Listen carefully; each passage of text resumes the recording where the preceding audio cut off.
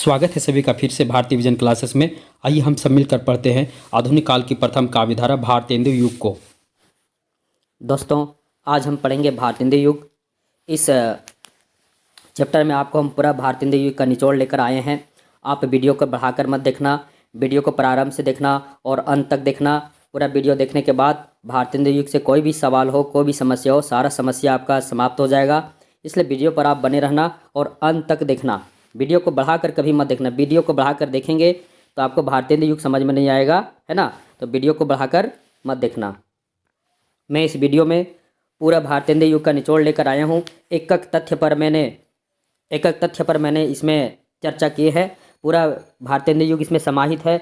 इस पूरे वीडियो को देखने के बाद आपको भारतेंदु युग से कोई भी समस्या हो, कोई भी सवाल हो, सारे सवाल का जवाब आपको मिल जाएंगे। इसमें पूरे भारतेंदु युग का जो मुख्य तथ्य है उसे हम लेकर इस वीडियो में आया हूँ। आप वीडियो पर बने रहना।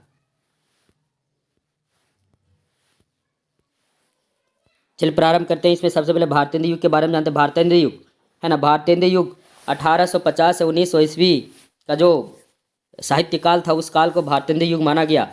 रीतिकाल के बाद जब आधुनिक काल आया तो नया काव्य आंदोलन प्रारंभ हो गया। इसमें जो काव्य धारा जो चली थी उस काव्य धारा के जो प्रथम काव्य धारा थे जिसे भारतेंदु युग से नाम से जाना गया, यह काव्य धारा बिल्कुल रीतिकाल से अलग थी। रीतिकाल में जहाँ राजाओं के प्रशंसा के लिए काव्य रचनाएं की जाती थी, परंतु जैसे ही आधुनिक काल आया तो काव्य में बदलाव आया और काव्य राष्ट्रीयता की ओर अग्रसर हुआ। चलिए हम चलते हैं भारतेंदु युग। सबसे पहले इसका जो समय सीमा है भारतेंदु युग का वो कितना है, 1850 से 1900 ईस्वी। कई जगह 1857 से भी बताया गया है, परंतु सबसे अधिक 1850 से 1900 ईस्वी ही बताया गया। इसे ही आप याद रखिएगा। भारतेंदु युग का जो समय है वो 1850 से 1900 ईस्वी है। सबसे पहले चलते हैं, पहला मुख्य तथ्य क्या है, आधुनिक काल का श्री गणेश भारतेंदु युग से प्रारंभ होता है। आधुनिक काल का श्री गणेश भारतेंदु युग से प्रारंभ होता है। दूसरा पॉइंट क्या है इसमें, हिंदी साहित्य में सर्वप्रथम आधुनिक काल का नामकरण करने का जो श्रेय है वो रामचंद्र शुक्ल का है। यानी आधुनिक काल का सर्वप्रथम जो नामकरण करने का जो श्रेय है वो रामचंद्र शुक्ल का है ना। तीसरा पॉइंट में चलते। तीसरा पॉइंट इसमें क्या है, आचार्य रामचंद्र शुक्ल ने आधुनिक काल को क्या कहा था, गद्य काल कहा था। क्या कहा था, गद्य काल कहा था। कई सवाल यहाँ से पूछ सकते हैं कि आचार्य रामचंद्र शुक्ल ने आधुनिक काल को क्या कहा, तो गद्य काल कहा, है ना। नेक्स्ट पॉइंट में चलते हैं। एक एक पॉइंट को आप पढ़ते जाना क्योंकि संपूर्ण भारतेंदु युग इसमें निचोड़ दिया हुआ है। चौथा पॉइंट इसका क्या है कि भारतेंदु युग का नामकरण भारतेंदु हरिश्चंद्र के नाम पर हुआ है। किनके नाम पर हुआ, भारतेंदु हरिश्चंद्र के ही नाम पर भारतेंदु युग का नामकरण हुआ है। भारतेंदु हरिश्चंद्र को हिंदी गद्य का जनक कहा जाता है। भारतेंदु हरिश्चंद्र को क्या कहा जाता है, हिंदी गद्य का जनक कहा जाता है ना। भारतेंदु हरिश्चंद्र को हिंदी गद्य का जनक कहा जाता है। अब भारतेंदु युग का नामकरण का जो श्रेय है किनके नाम पर हुआ है, तो वो भारतेंदु हरिश्चंद्र के नाम पर भारतेंदु युग का नामकरण हुआ है। नेक्स्ट इसका पॉइंट है, भारतेंदु युग को पुनर्जागरण काल भी कहते हैं। याद रखिएगा, ये सवाल जो है कई परीक्षा में पूछ चुका है कि भारतेंदु युग का अन्य किस नाम से जाना जाता है, तो इसे याद रखिएगा, भारतेंदु युग को पुनर्जागरण काल भी कहा जाता है। नेक्स्ट पॉइंट है, भारतेंदु को आधुनिक हिंदी साहित्य का पितामह भी कहा जाता है। ये याद रखिएगा, है ना। ये सवाल ऐसी इसमें जो भारतेंदु हरिश्चंद्र को हिंदी गद्य का जनक कहा जाता है और पितामह कहा जाता है, ये दोनों सवाल लगभग एक ही है, पर ये सवाल किसी भी तरह पूछ सकता है। अगर आधुनिक भारतेंदु युग का जो भारतेंदु को आधुनिक साहित्य का पितामह कहा जाता है, सवाल इस प्रकार हो सकता है कि आधुनिक हिंदी साहित्य का पितामह किसे कहा जाता है, तो भारतेंदु को कहा जाता है। आधुनिक गद्य का जनक किसे कहा जाता है, तो भारतेंदु को कहा जाता है। दोनों सवाल को याद कर लेना क्योंकि ये सवाल कई परीक्षा में पूछ चुका है। नेक्स्ट पॉइंट इसका है, आधुनिक हिंदी काव्य का, है ना, रामचंद्र शुक्ल ने जब आधुनिक काल का नामकरण किया, इसे गद्य काल नाम दिया, तो उन्होंने आधुनिक काल में 3 उत्थान यानी इसे 3 भागों में बांट दिया। प्रथम उत्थान, द्वितीय उत्थान और तृतीय उत्थान। तो प्रथम उत्थान जो था उनका वही भारतेंदु युग था, है ना। प्रथम उत्थान को उन्होंने क्या कहा था, भारतेंदु युग का था। यानी आधुनिक हिंदी काव्य का प्रथम उत्थान से ही भारतेंदु युग का प्रारंभ होता है। अर्थात भारतेंदु युग जो था आचार्य रामचंद्र शुक्ल द्वारा दिया गया, जो उन्होंने गद्य काल को 3 भागों में बांटा था, प्रथम उत्थान, द्वितीय उत्थान और तृतीय उत्थान। तो ये जो प्रथम उत्थान था ये भारतेंदु युग था, है ना। इसका समय सीमा भी यहाँ दिया हुआ 1868 से 1893, 1868 से 1893 ईस्वी। ये क्या था, प्रथम उत्थान था और ये भारतेंदु युग का समय था। यहाँ से सवाल आ सकता है कि प्रथम उत्थान के समय कौन सा युग चल रहा था? तो प्रथम उत्थान के समय याद रखिएगा, प्रथम उत्थान जो चल रहा था आधुनिक साहित्य का, उसका प्रथम उत्थान के समय भारतेंदु युग प्रारंभ था। कौन सा युग प्रारंभ था? भारतेंदु युग प्रारंभ था। नेक्स्ट पॉइंट में चलते हैं। अब यहाँ देखिए, यहाँ आपको डिटेल से बताया गया है।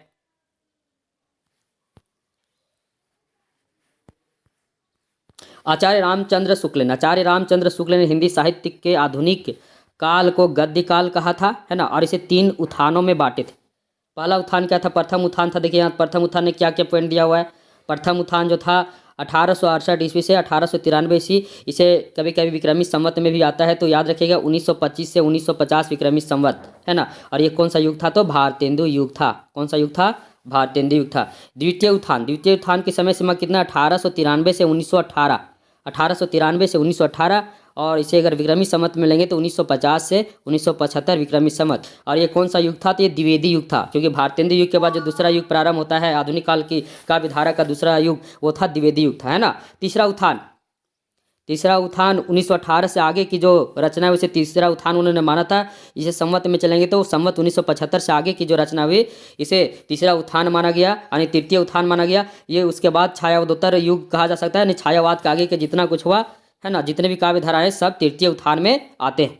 यानी भारतेंदु ने रामचंद्र शुक्ल ने गद्य काल को 3 उत्थान में बांटा था। प्रथम उत्थान, द्वितीय उत्थान और तृतीय उत्थान। प्रथम उत्थान का समय कितना है?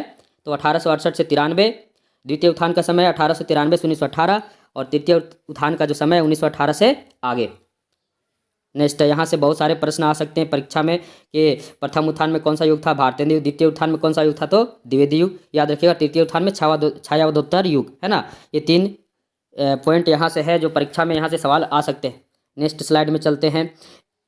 दोस्तों वीडियो को बढ़ाकर कभी मत देखिएगा, कि वीडियो को बढ़ाकर देखेंगे तो आपको वीडियो फिर समझ में नहीं आएगा, फिर आप भारतेंदु युग को सही से समझ नहीं पाएंगे। इसलिए वीडियो को एक एक करके वीडियो को देखते जाएंगे। वीडियो को बढ़ाइएगा नहीं, एकदम एक एक बिंदु दिया हुआ है जिससे आप भारतेंदु युग को बहुत ही आसान कर सकते हैं। अब यहाँ देखिए, भारतेंदु युग के कवि के लिए हम ट्रिक लाए। भारतेंदु युग के कवि के लिए हम ट्रिक लाए। कभी कभी ऐसा होता है कि भारतेंदु युग द्विवेदी युग में कन्फ्यूजन हो जाता है कि कौन सा कवि द्विवेदी युग का है, कौन सा कवि भारतेंदु युग का है। तो इस ट्रिक के माध्यम से आप याद रख सकते हैं। सबको पता है कि प्रेमघन प्रताप नारायण मिश्र, भारतेंदु, रामकृष्ण वर्मा, राधा कृष्ण दास, राधाचरण गोस्वामी, अंबिका दत्त, फिर ठाकुर, है ना। इसके अलावा अन्य कवि बाल कृष्ण भट्ट, किशोरी लाल, ये सब क्या हैं? ये भारतेंदु युग के कवि हैं। परंतु फिर भी हम परीक्षा में जाने के बाद कन्फ्यूजन हो जाता है कि कौन सा कवि किस युग का है। तो यहाँ हम इसके लिए ट्रिक लाए हैं।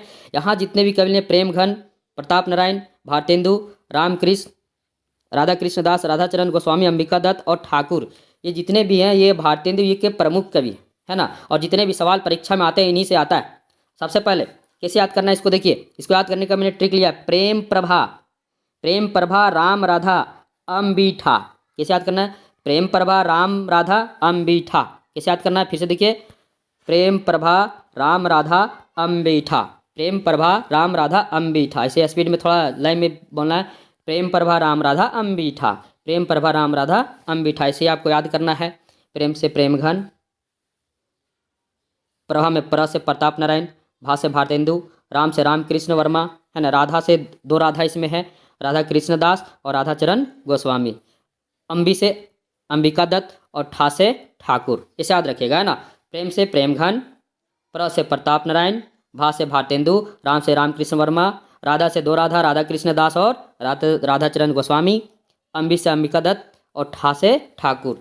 इस काव्यधारा में अन्य भी कवि थे, ये भी देख लीजिए, बाल कृष्ण भट्ट, किशोरी लाल गोस्वामी, ये भी भारतेंदु युग के जो भारतेंदु मंडल के ही कवि थे, है ना।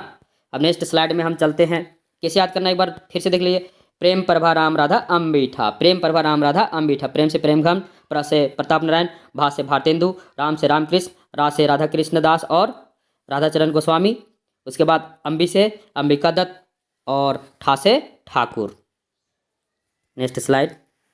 एक वीडियो को बढ़ाकर नहीं देखिएगा, एक एक स्लाइड में आपको एक एक पॉइंट दिया हूँ। अब चलिए, अब भारतेंदु हरिश्चंद्र के बारे में देखते हैं कि भारतेंदु जितने भी कवि सबका परिचय देखते हैं। सबसे पहले भारतेंदु युग जो प्रारंभ हुआ था, भारतेंदु मंडल के जो प्रथम कवि भारतेंदु हरिश्चंद्र खुद ही थे, है ना। इनका जीवन परिचय देख लेते हैं और इनके द्वारा जो महत्वपूर्ण कार्य किए गए वो भी देख लेते हैं। सबसे पहले भारतेंदु हरिश्चंद्र का जन्म 9 सितंबर 1850 वाराणसी उत्तर प्रदेश में हुआ था।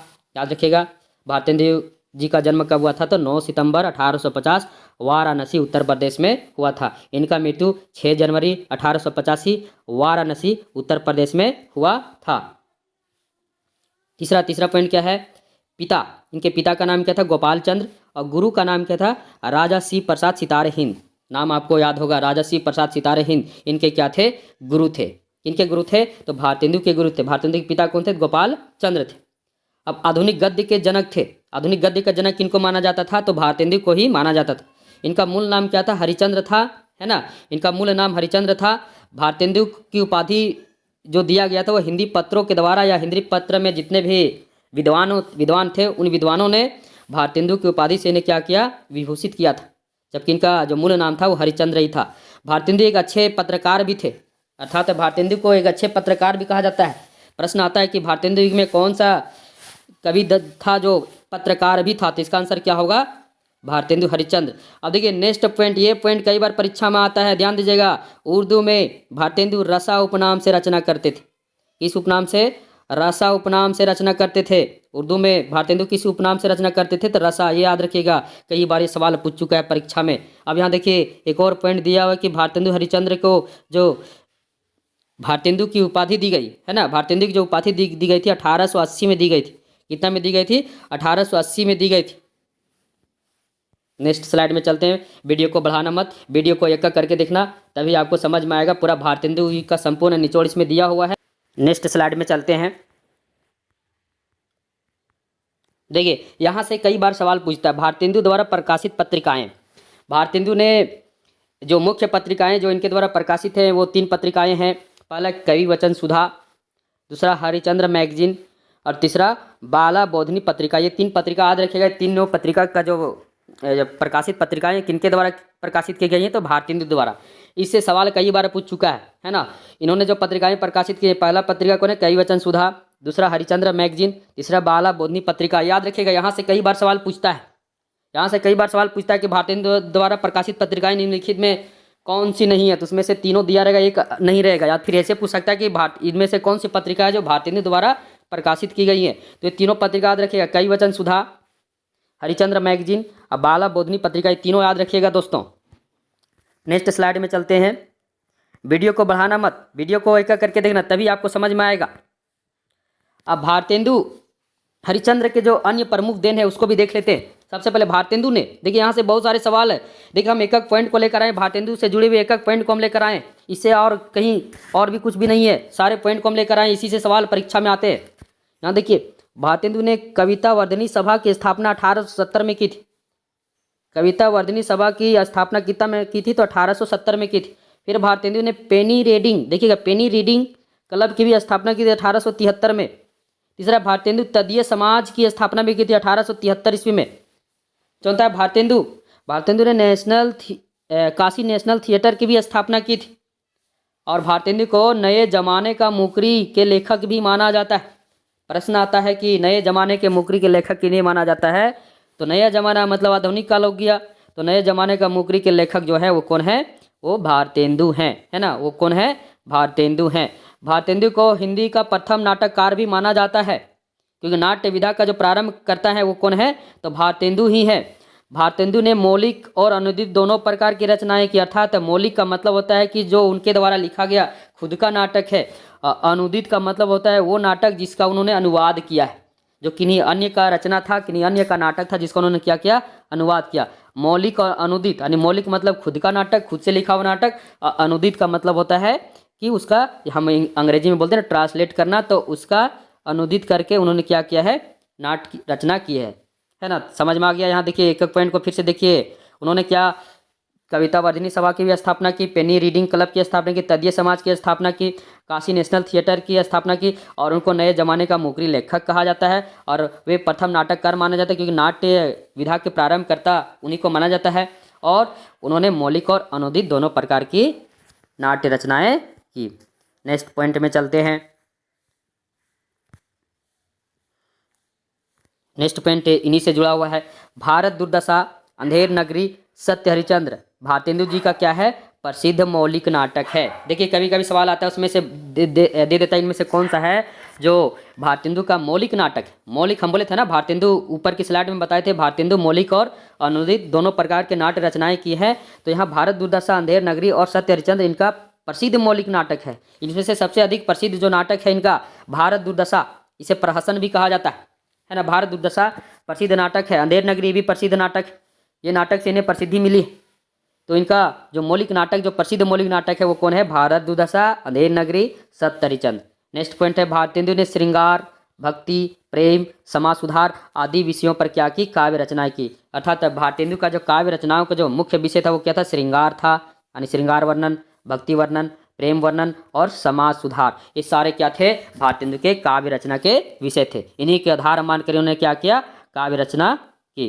इसके बाद देखिए अगला पॉइंट, बंदर सभा, नाम से ही कैसा लगता है? बंदर सभा, बकरी विलाप, चतुरंग, मूक प्रश्न इनकी हास्य व्यंग्य रचनाएं हैं। नाम से ही पता चलता है, बंदर सभा, बकरी विलाप, नाम से ही लगता है ना। तो याद रखिएगा, बंदर सभा, बकरी विलाप, चतुरंग, मूक प्रश्न इनकी क्या है? हास्य व्यंग्य रचनाएं। हास्य मतलब इसे मतलब एक प्रकार से कह सकते हैं, इसे पढ़ने के बाद आपको हंसी भी आएगा। हास्य व्यंग्य का मतलब ये व्यंग्य किया गया है ना। नाम से ही पता चल रहा है बंदर सभा। याद रखिएगा, परीक्षा में कई बार पूछ चुका है कि बंदर सभा, बकरी विलाप, चतुरंग, मुख प्रश्न, इससे सवाल आता है कि इनमें से कौन सा रचना है जो भारतेंदु जी का हास्य व्यंग्य रचना है। तो इसमें से कोई भी ऑप्शन दे सकता है। ज़्यादा इसमें देखिए बंदर सभा, बकरी विलाप, इससे कई सवाल पूछ चुका है ना। बकरी विलाप भारतेंदु का किस प्रकार की रचना है? तो हास्य व्यंग्य रचना है। नेक्स्ट क्वेश्चन, इन्होंने बहुत सारे निबंध लिखे परंतु भारतवर्ष की उन्नति कैसे हो सकती है, इससे कई बार प्रश्न आ चुका है। इनका प्रसिद्ध निबंध है, इनका प्रसिद्ध निबंध है। इन्होंने भाषण ही दिया था परंतु यह भाषण एक निबंध के रूप में आगे चलकर है ना रचना की गई। तो भारतवर्ष की उन्नति कैसे हो सकती है, ये इनका निबंध है और इस निबंध से इनको प्रसिद्धि मिली। इसको याद रखिएगा, ये भारत के बारे में इस पर चर्चा किया गया है। भारत की दुर्दशा के इसमें वर्णन उन्होंने किए हैं कि भारत के लोग कितने आलसी हो गए हैं, जो भारतवर्ष जिसके कारण भारत पीछे चलता जा रहा है। तो भारत के लोगों के प्रति उन्होंने कटाक्ष किए, जो लोग आलसी हो गए हैं है ना, उनके ऊपर उन्होंने कटाक्ष किए इस निबंध में। नेक्स्ट स्लाइड में है, नेक्स्ट स्लाइड क्या है? यहाँ से देखिए, यहाँ से भी सवाल आता है। फूलों का गुच्छा, याद रखिएगा भारतेंदु का कौन सी रचना है जो खड़ी बोली में, क्योंकि भारतेंदु के सभी रचनाएं, लगभग जितने भी काव्य रचनाएं थी, सभी काव्य रचनाएं क्या थी? वो ब्रज भाषा में थी। किस भाषा में थी? तो ब्रज भाषा में थी।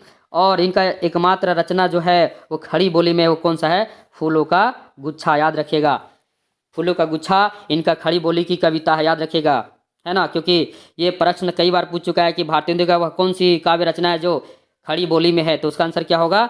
फूलों का गुच्छा। इसे याद रखिएगा, फूलों का गुच्छा, ये इनका क्या है? खड़ी बोली की कविता है। नेक्स्ट, इनके द्वारा एक कथन कहा गया है ना। ये कथन बहुत प्रसिद्ध कथन है। क्या कथन कहता है? निज भाषा उन्नति यह सब उन्नति के मूल। यहाँ मूल है, थोड़ा सा कट गया है ना, मूल है, यहाँ मूल है, यहाँ पर याद रखिए, यहाँ मूल है, मूल पढ़ना है ना। तो उन्होंने कहा था, उनका कथन है कि निज भाषा उन्नति यह सब उन्नति के मूल। इनका प्रसिद्ध कथन है, कई बार परीक्षा में पूछ चुका है कि निज भाषा उन्नति यह सब उन्नति के मूल किनका कथन है? तो किनका कथन है? तो भारतेंदु का कथन है। हम वीडियो के प्रारंभ में ही आपको बता दिए थे कि हम भारतेंदु के संपूर्ण निचोड़ को लेकर आए हैं। वीडियो पर बने रहना, वीडियो को अंत तक देखना, वीडियो को बढ़ाकर भी मत देखना, नहीं तो आपको समझ में नहीं आएगी। पूरा वीडियो देखना और हो सके तो नोट्स कर लेना। इससे क्या होगा कि आपको भारतेंदु युग का प्रॉब्लम ही समाप्त हो जाएगी। नेक्स्ट स्लाइड में चलते हैं। अब भारतेंदु की कुछ प्रमुख रचनाएं देख लेते हैं, क्योंकि इसी से सवाल आता है। सबसे पहले इनका मौलिक नाटक देखते हैं, है ना। मौलिक नाटक पहला है भारत दुर्दशा।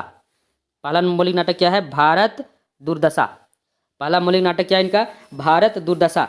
ये भारत दुर्दशा का रचना काल कितना? 1880। ये देखिए, नाटक क्या है? भारत की तत्कालीन स्थिति और दुर्दशा का इसमें वर्णन किया गया है। भारत की तत्कालीन स्थिति और दुर्दशा का इसमें क्या किया गया है? वर्णन किया गया है। इसमें जो मुख्य पात्र हैं भारत भाग्य भारत, और जो खलनायक है भारत दुर्दय है ना। इस नाटक को एक बार आप जरूर पढ़िएगा। पढ़ने के बाद आपको भारत की दुर्दशा किस प्रकार थी उसका सब पता आपको चल जाएगा, है ना। ये नाटक जो है भारत की दुर्दशा का तत्कालीन स्थिति और भारत की जो दुर्दशा थी उसी का इसमें वर्णन किया गया। दूसरा है सत्य हरिश्चंद्र। कहा जाता है कि भारतेंदु हरिश्चंद्र सत्य हरिश्चंद्र से प्रेरित थे, है ना। उन्होंने इस नाटक में सत्य हरिश्चंद्र की कथा का वर्णन किए गए। इस नाटक में उन्होंने सत्य हरिश्चंद्र की, राजा जो सत्य हरिश्चंद्र थे उन्हीं का नाटक, उन्हीं का कथा इस नाटक में है। इसकी रचना काल क्या है? तो 1875 है। इसका वेद की हिस्सा न भवति। तीसरा क्या है? तीसरा है वेद की हिस्सा न भवति।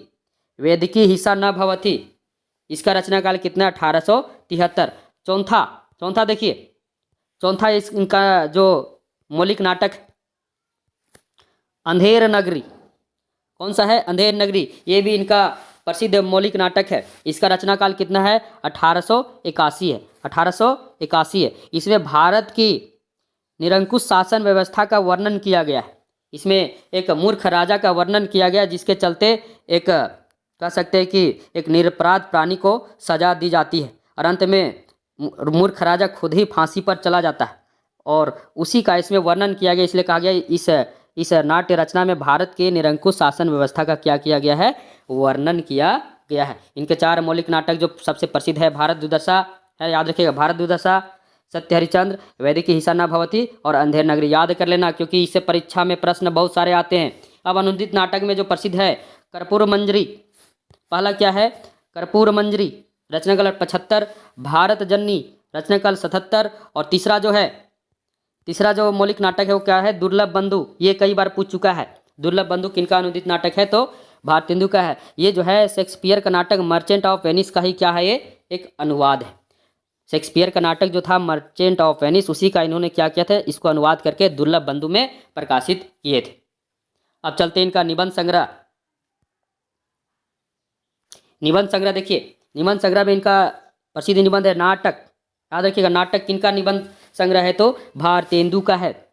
कालचक्र किनका निबंध संग्रह है? तो भारतेंदु का है। हम वीडियो में पहले बता देते भारतवर्ष की उन्नति कैसे हो सकती है, ये इनका प्रसिद्ध निबंध संग्रह है ना। इसको याद रख लीजिएगा, क्योंकि ये कई बार परीक्षा में पूछ चुका है कि भारतवर्ष की उन्नति कैसे हो सकती है, किनका निबंध है? तो भारतेंदु जी का है। अब इनकी कुछ काव्य रचनाएं भी देख लेते हैं जो ज़्यादा प्रसिद्ध है। याद देखिए, प्रेम माधुरी, पहला क्या है? प्रेम माधुरी। दूसरा क्या है? प्रेम फुलवारी। तीसरा प्रेम मल्लिका। चौथा प्रेम प्रलाप। याद रखिए, प्रेम प्रेम प्रेम आ रहा है हर बार, है ना। प्रेम माधुरी, प्रेम फुलवारी, प्रेम मल्लिका, प्रेम प्रलाप, बकरी विलाप, रिपुनाष्टक, ये सब क्या है? इनके प्रसिद्ध काव्य संग्रह। आपको बकरी विलाप के बारे में बताए थे ना। बकरी विलाप क्या है? इनका हास्य व्यंग रचना है। हास्य व्यंग रचना है। अब यहाँ देखिए, भारतेंदु का मृत्यु, भारतेंदु के ऐसे कवि रहे जिनका मृत्यु बहुत ही कम आयु में हो गया था, मात्र 35 वर्ष में। 1850 में इनका जन्म हुआ और 1885 में इस संसार को छोड़कर ये चले गए। अरे अल्प आयु में ही इनका मृत्यु हो गया, परंतु अल्प आयु में इन्होंने भारत को एक नया पहचान दे गए। कविता की एक नई मोड़ को देकर चले गए। जो कविता एक समय रीतिकालीन राजाओं के प्रशंसा में बनी रहती थी, उन्हीं के परिपाटी में चलते थे, उससे बाहर निकालकर कविता को राष्ट्रीयता की ओर अग्रसर करने का इन्होंने काम किया। कह सकते हैं कि इन्होंने बहुत ही कम उम्र में बहुत कुछ देकर भारत को चले गए। अब देखिए, भारतेंदु की जो भाषा थी, भारतेंदु की काव्य भाषा जो थी, वो हम आपको प्रारंभ में बताए थे। भारतेंदु की जो काव्य भाषा थी वो क्या थी? ब्रज भाषा थी। कौन सी भाषा थी? ब्रज भाषा थी। परंतु उनका एक रचना है, काव्य रचना, कौन सा, जो खड़ी बोली में है, वो है फूलों का गुच्छा। नेक्स्ट स्लाइड में चलते हैं।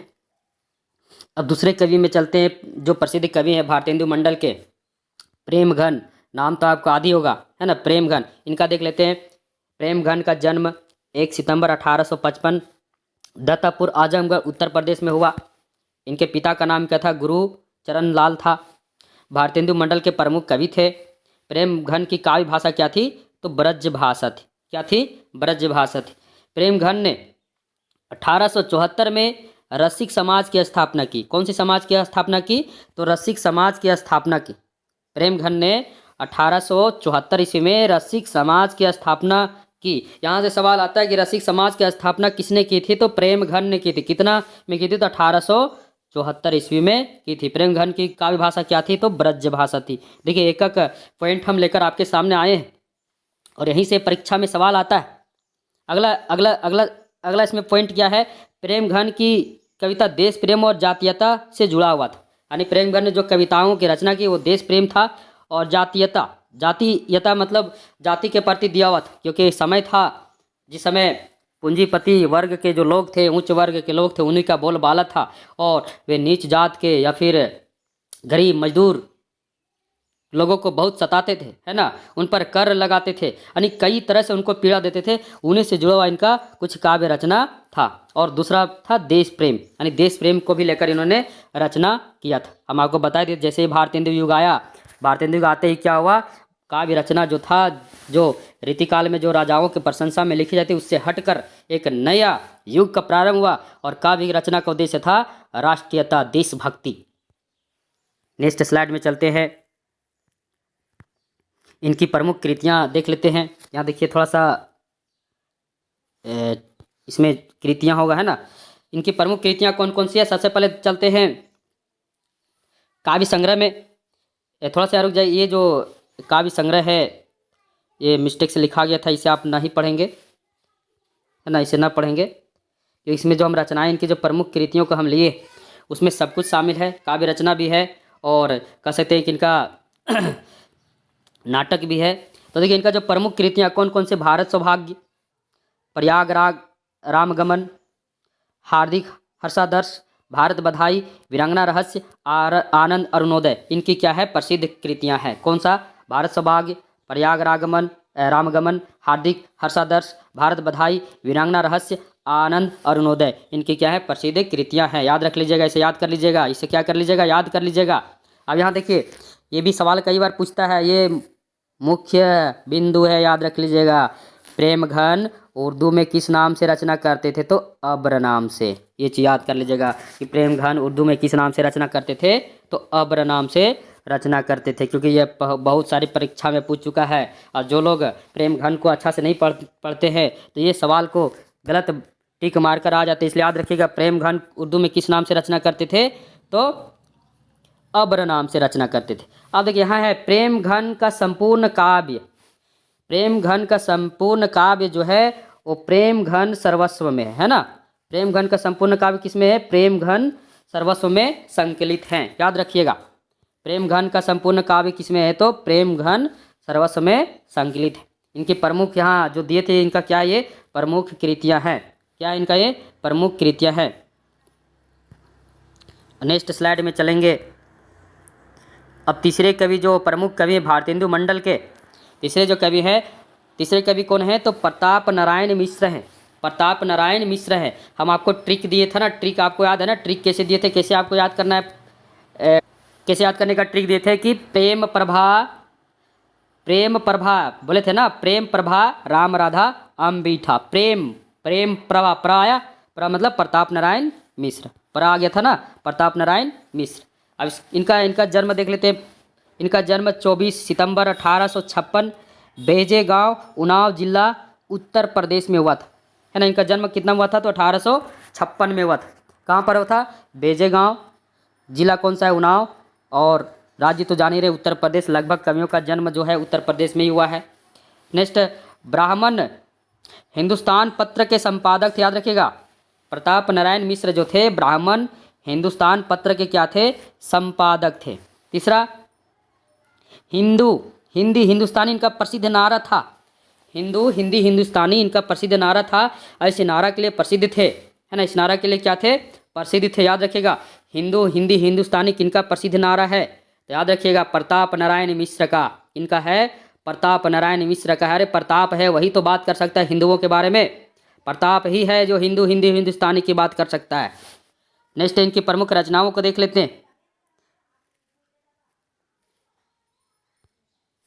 इनकी प्रमुख रचनाएं जो है, कविता में प्रेम पुष्पावली, अब मन की लहर, ये प्रसिद्ध है, इनकी रचना है, प्रमुख रचना है। निबंध संग्रह में निबंध नवगीत, अब प्रताप पीयूष, इनका क्या है, प्रसिद्ध निबंध है। नेक्स्ट स्लाइड में चलते। वीडियो को बढ़ाकर नहीं देखना दोस्तों, क्योंकि वीडियो को अगर आप बढ़ाकर देखेंगे तो आपको समझ में नहीं आएगा, क्योंकि मैं भारतेंदु युग का संपूर्ण निचोड़ लेकर आया हूँ। और एक एक पॉइंट को आप देखना, आपका देखिएगा भारतेंदु युग का समस्या ही आपका सॉल्व हो जाएगा। नेक्स्ट देखिए, अब अगला कवि देखते हैं, प्रमुख कवि जगमोहन को देखते। देखिए जगमोहन कैसे याद कराए थे, ट्रिक, प्रेम प्रभा, है ना, प्रेम प्रभा राम राधा अम्बिठा, ठा या ठा से ठाकुर जगमोहन सिंह। अब इनका देखिए, इनका जन्म 1857 ईस्वी कहाँ हुआ था? विजय राघवगढ़ एक रियासत था, उन्हीं रियासत में इनका क्या हुआ था? जन्म हुआ था। कितना हुआ? 1857 में हुआ था। इन्होंने मानव सौंदर्य को प्रकृति सौंदर्य से जोड़ा, अर्थात इन्होंने अपने कविताओं में मानव सौंदर्य को प्राकृतिक सौंदर्य से जोड़ने का प्रयास किया। इन्होंने अपनी रचनाओं में प्रकृति का सुंदर चित्रण किया है और उस सुंदर चित्रण में मानव सौंदर्य को भी बैठाने का प्रयास किए। फिर अगला है, इन्होंने कालिदास की ऋतु संहार को ब्रज भाषा में क्या किया था? अनुवाद किया था। यानी कालिदास की ऋतु संहार और मेघदूत भी था, दो रचनाएं थी, है ना। एक रचना यहाँ छूट गया है, कालिदास का ऋतु संहार और एक और रचना है मेघदूत। दोनों का इन्होंने क्या किया था? ब्रज भाषा में अनुवाद किया था। नेक्स्ट स्लाइड में चलते हैं। अब इनकी प्रमुख कृतियाँ देख लेते हैं। प्रमुख कृतियाँ में इनका काव्य संग्रह जो है प्रेम संपत्ति लता, श्यामा लता, श्यामा सरोजनी, श्यामा स्वप्न, इनका उपन्यास याद रखिएगा। ये क्या इनका उपन्यास है। इनकी काव्य संग्रह कौन कौन सा है? मुख्य जो प्रमुख है प्रेम संपत्ति लता, श्यामा लता और श्याम सरोजनी, है ना। श्यामा सरोजनी ये तीन है, याद रखिएगा। इसी से परीक्षा में प्रश्न आते हैं, हम वही बिंदु को, वही फैक्ट को इसमें लेकर आए, इस वीडियो में लेकर आए हैं, जिससे परीक्षा में सवाल आते हैं। तो इनका जो प्रमुख काव्य संग्रह है वो कौन सा है? तो प्रेम, है ना, कौन सा है? तो प्रेम संपत्ति लता, श्यामा लता और श्यामा सरोजनी, ये तीन इनका प्रमुख काव्य कृतियाँ है। उपन्यास जो है श्यामा स्वप्न, याद रखिएगा, कई बार परीक्षा में पूछ चुका है। अगर उपन्यास में अगर, है ना, ठाकुर से कोई सवाल लेगा, उपन्यास में अगर ठाकुर से कोई सवाल लेगा तो याद रखिएगा, उपन्यास से ही सवाल पूछता है उपन्यास में कि श्यामा स्वप्न किनका उपन्यास है? तो ठाकुर जगमोहन सिंह का है, याद रखिएगा, क्योंकि ये सवाल कई बार परीक्षा में पूछ चुका है, आप देख लीजिएगा, है ना। नेक्स्ट स्लाइड में अब चलते हैं। वीडियो को बढ़ाना मत, वीडियो को एक एक करके देखना। अब अन्य कवियों को देखते हैं, है ना। अन्य कवि, भारतेंदु मंडल के अन्य कवि कौन कौन थे? तो देखिए, रामकृष्ण वर्मा, इनका जन्म कितना है? तो 1859 है। राधा कृष्ण दास, जन्म कितना? 1865 है। राधाचरण गोस्वामी, इनका जन्म कितना? 1858 है। बाल कृष्ण भट्ट 1844, काशी प्रसाद खत्री 1849 और अंबिका दत्त व्यास, इनका जन्म कितना है? 1858। ये अन्य भारतेंदु मंडल के अन्य कवि हैं, है ना। अब यहाँ देखिए, याद रखिएगा, बाल कृष्ण भट्ट जन्म काल के अनुसार, किसके अनुसार?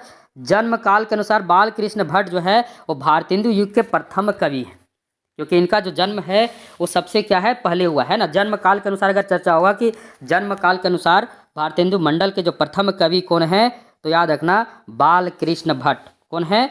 बाल कृष्ण भट्ट, याद रखिएगा।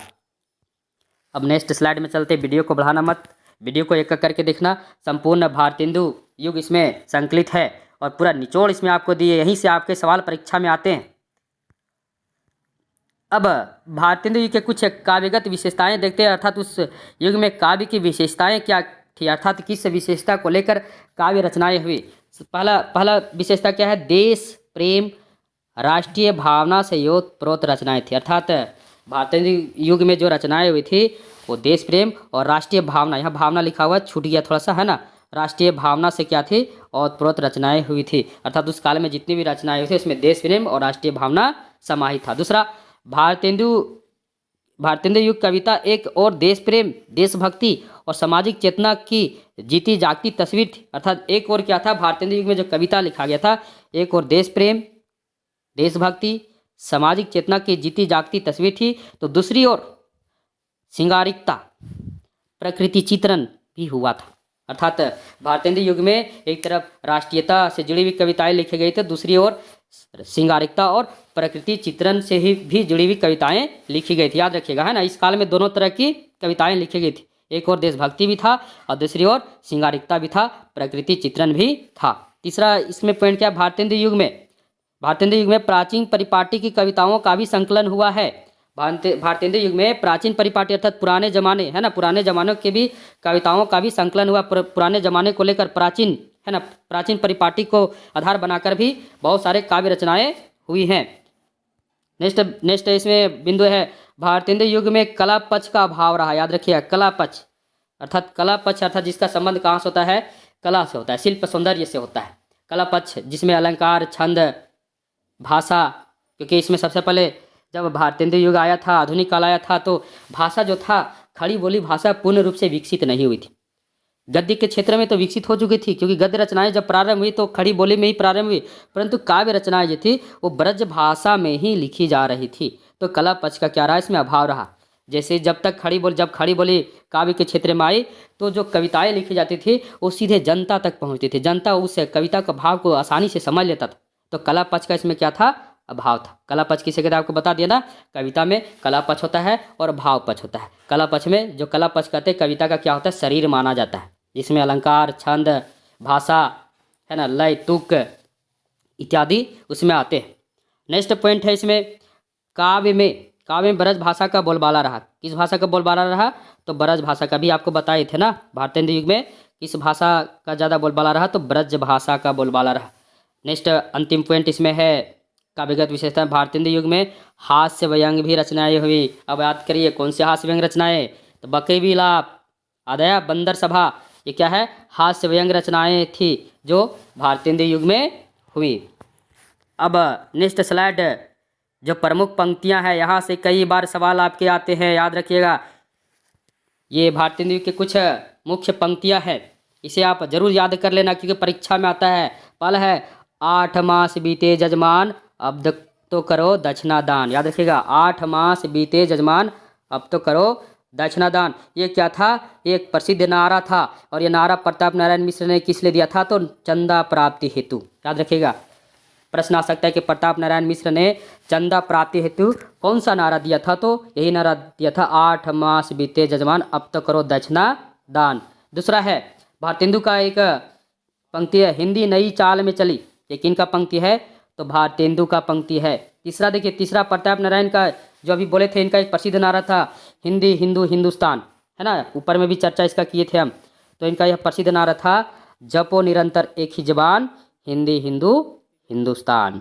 जपो निरंतर एक ही जबान, जपो निरंतर एक ही जबान हिंदी हिंदू हिंदुस्तान। कौन, तो प्रताप नारायण मिश्र। याद रखिएगा, प्रताप नारायण मिश्र, ये आप याद कर लीजिए क्योंकि बहुत सारे परीक्षा में ये आता है, जपो निरंतर एक ही जबान हिंदी हिंदू हिंदुस्तान। नेक्स्ट पंक्ति है, जो प्रसिद्ध पंक्ति है, भारतेंदु जी का पंक्ति है, भारत दुर्दशा हा हा देखी नहीं जाती। ये भारत दुर्दशा नाटक से लिया गया है ना। भारत दुर्दशा जब उन्होंने नाटक लिखा था, उस नाटक में ये पंक्ति आया है, भारत दुर्दशा हा हा देखी नहीं जाती, है ना। ये भारत भाग्य का ये पंक्ति है। भारतेंदु का जो रचना था भारत दुर्दशा, एक नाटक था, उनका मौलिक नाटक था, उसी का ये पंक्ति लिया गया है और कई परीक्षा में ये पूछ चुका है। याद रखिएगा, इसलिए सभी पंक्तियों को आप याद कर लेना क्योंकि यही पंक्ति आपके परीक्षा में, अगर भारतेंदु से अगर कोई पंक्ति उठाकर अगर परीक्षा में देता है तो इन्हीं जो पंक्ति हम आपके सामने लेकर आए, इन्हीं में से कोई एक पंक्ति को उठाकर आपको देता है। और नेक्स्ट अंतिम पंक्ति है, ये देखिए,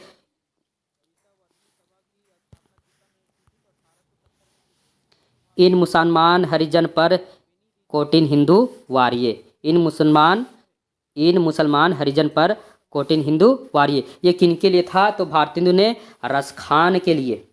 रसखान एक क्या थे, एक मुसलमान कवि थे, परंतु उन्हीं के लिए इन्होंने यह पंक्ति दिया था कि इन मुसलमान हरिजन पर कोटिन हिंदू वारिये। ये किनके लिए भारतेंदु ने कहा था, तो रसखान के लिए कहा था। धन्यवाद मित्रों पूरा वीडियो देखने के लिए। पूरा वीडियो देखने के बाद निश्चित है आपको संपूर्ण भारतेंदु का निचोड़ आपको पता चल गया होगा और भारतेंदु से कहीं समस्या आपको नहीं होगा। धन्यवाद।